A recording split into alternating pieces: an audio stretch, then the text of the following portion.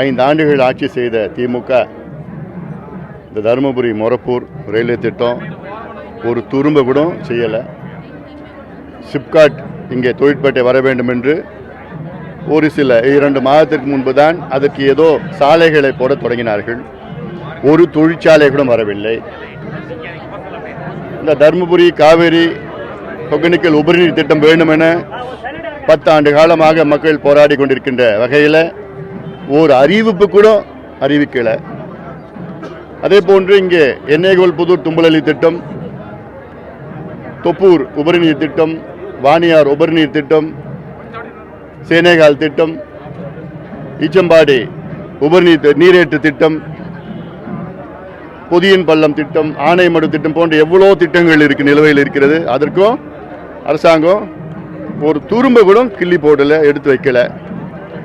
இந்த மாவட்டத்தை புறக்கணிக்கின்ற திமுகவுக்கு வருகின்ற தேர்தலில் மக்கள் சரியான பாடத்தை புகட்டுவார்கள்.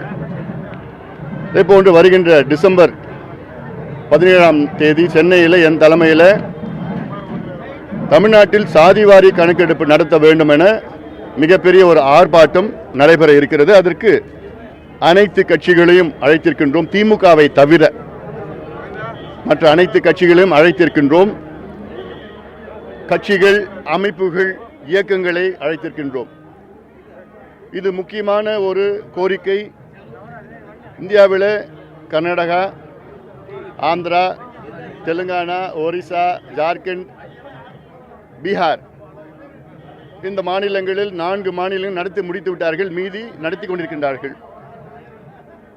பீகாரிலே சமீபத்தில் நிதிஷ்குமார் அவர்கள் மீண்டும் வெற்றி பெற்றார். அதற்கு முக்கிய காரணம் பீகாரிலே சாதிவாரி கணக்கெடுப்பு நடத்தி அதில் பிரச்சனைகளை கண்டறிந்து அந்த பிரச்சனைகளுக்கு தீர்வு கொண்டு வந்தார் நிதிஷ்குமார் அவர்கள்.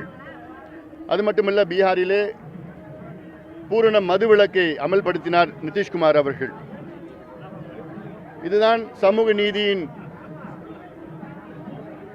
அடித்தளம் தமிழ்நாடு என்று தந்தை பெரியார் காலத்திலிருந்து நாம் பெருமையாக சொல்லி வருகின்றோம்.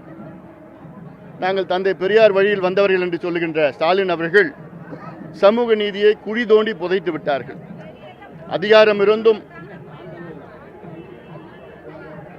அத்துணை அதிகாரிகள் இருந்தும், அதிகாரம் இருந்தும், நிதி இருந்தும், எல்லாம் இருந்தும் மனசு இல்லை.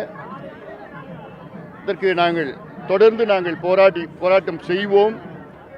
சாதிவாரி கணக்கெடுப்பு நடத்தினால் தமிழ்நாடு மிக வேகமாக வளரும்.